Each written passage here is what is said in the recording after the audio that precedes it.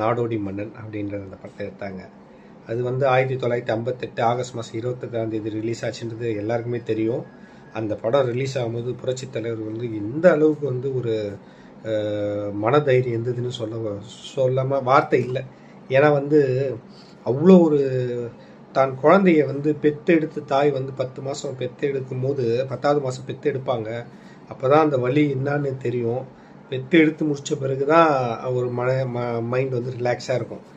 குழந்தை பிறந்துச்சுரா அந்த மாதிரி வந்து அந்த படத்தை எடுத்து ரிலீஸ் பண்ணுறது அந்த ஈக்குவல் சமம் அப்படின்றது எல்லாருமே சொல்லுவாங்க. ஓகேவா? அந்த மாதிரி அந்த படத்தை வந்து நாடோடி மன்னன் படத்தை புரட்சித் தலைவர் எடுத்து ரிலீஸ் பண்ணார்.